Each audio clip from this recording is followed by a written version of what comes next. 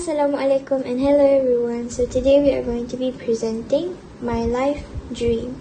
So the title of our presentation is going to be My Goal to Buy Ambivalent by Faiz Ibrahim book. So here we have the group. My name is Dina Farzana binti Azmi and my teammate's name is Ameera Kholeda binti Fauzi, and she is also going to be talking in this video. So don't worry about that. And we're both from class 4 Hambali. I am Ameera Kholeda binti Fauzi and I will present the financial management process. Financial management is a process that involves managing money from sources of income into savings, expenses, protection, and investment. There are 5 steps in financial management. So let's start, shall we? So we have several steps in financial management process. And the first step is setting goals in SMART concept. So first thing first, setting goals is the first step in the financial management process, like I said earlier. The second one is the financial goals must be prioritized and specific. The third one is the duration to achieve a financial goal depends on the monthly saving from the person income. So basically, if that person wanted to save 10 ringgit in a month, she or he maybe would save 2 ringgit a week out of their 50 ringgit of monthly income. So something like that. So here is our short-term financial goals. The items that we're going to buy is the Ambivalent by the Faiz Ibrahim book. So as you can see the picture on the top left corner over here. So this is the picture of the book that we wanted to buy. So in the second box, short-term financial goals do not involve large amount of cash. So as you can see, the book that we're going to buy here is only 34 ringgit and 90 cents. So I think that is a very low price. And lastly, the third box, it says that short-term financial goals can be achieved less than a year. So our financial goal that we want to achieve, the book that we wanted to buy, we want to achieve the goal in 1 month. We are going to try to save money in 1 month to buy the book. So here we have our SMART financial goal strategy. Ameera and Dina wants to save money in 1 month to buy a book. This book will cost them 34 ringgit and 90 cents. They need to save 10 ringgit a week from their income of 25 ringgit each to achieve their financial goal. Does Ameera and Dina financial goal a SMART approach? So let's see. Over at the top part we have letter S, which is represent specific. Ameera's and Dina's goal is to buy a Ambivalent book by Faiz Ibrahim. So in that case, their goal is specific because they aim to buy a specific book. So they wanted to buy the Ambivalent book by Faiz Ibrahim, so that is what we call specific. Next, we have the letter M, which is represent measurable.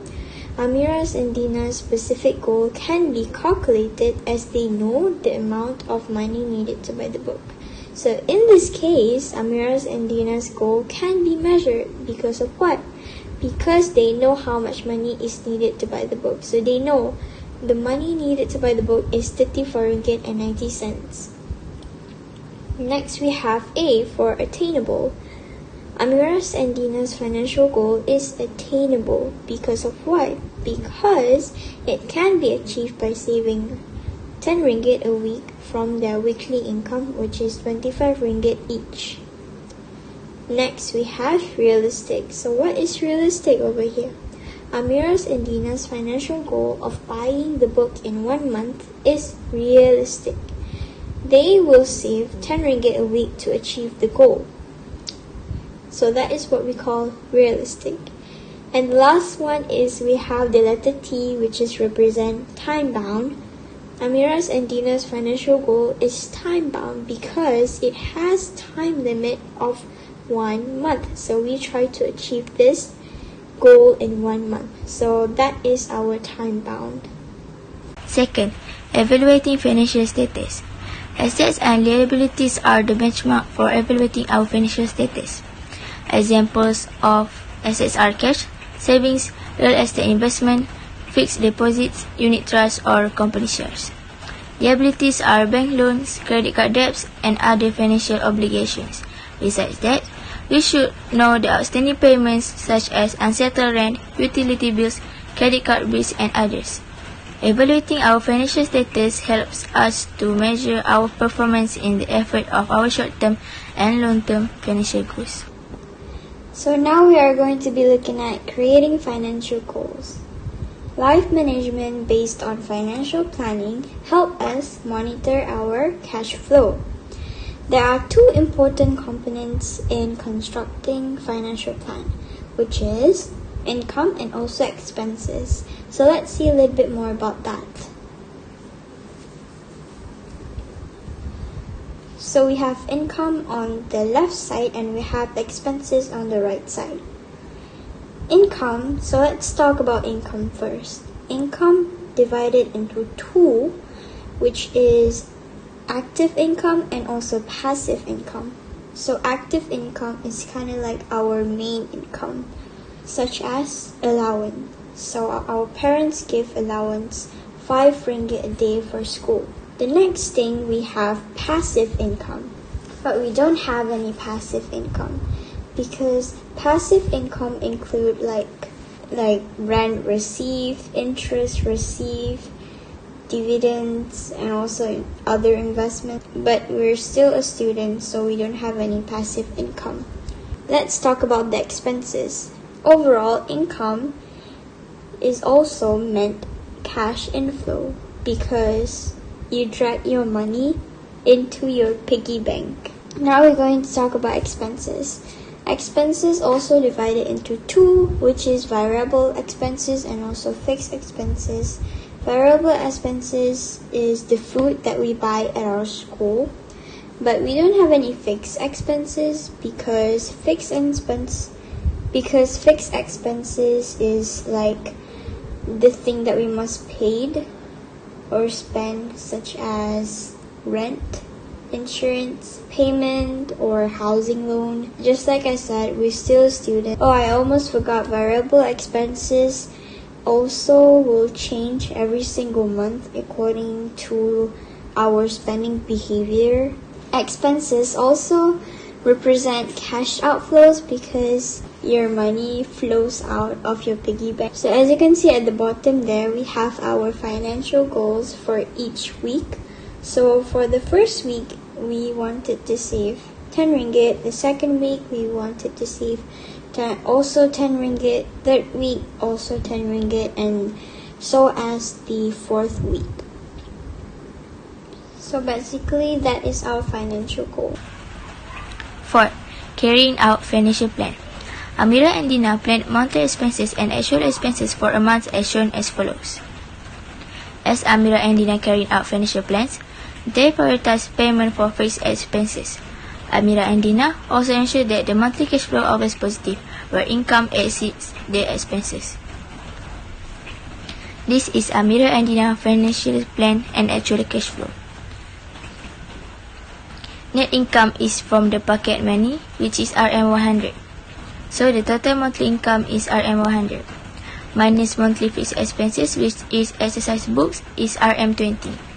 So the total is RM20. Minus monthly variable expenses, that is food, which is RM40. So the total is RM40. Surplus income of the financial plan is RM40, but the actual cash flow is RM45. Surplus income is the amount of total income a bankrupt receives that exceeds the amount needed to maintain a reasonable standard of living. Ameera and Dina can achieve their short-term financial goal of buying a book of RM34.90. Total monthly savings are RM25 multiplied 4 equals to RM100. They still has surplus of RM45. They also undergo a wise financial management because they spend on their basic needs. They also use the smart approach to achieve their financial goals, which are specific, that buy a book worth RM34.90, measurable, pay for exercise books and food, attainable, save RM10 within a month, realistic, has savings for each month, time-bound within a month. So moving along with the last one, which is review and revising progress. This progress is important to do from time to time to make sure the our cash flow is always positive and not negative. This helps us to achieve our financial goals as we planned from the start. Me and Ameera review our progress every week so that we don't mess up our tracking goal. At the right side, we have our saving tracking table, kind of. Week 1, I will save 5 ringgit, Ameera will save another 5 ringgit. Week 2, I will save 5 ringgit also, and Ameera will save 5 ringgit also, and so on until the 4th week. After we add up all the money that we saved the entire week, the entire month, the total that we get is 40 ringgit. So basically we can afford the book because the price of the book is actually 34 ringgit and 90 cents. So we might have a change. So that is for review and revising progress. Reflection. We are always reviewing and revising the progress of a financial plan from time to time because it is important to make sure the cash flow is always positive. This indirectly helps us to achieve our financial goal as planned. In conclusion, financial plans help us to plan a better way of spending our money wisely. Thank you.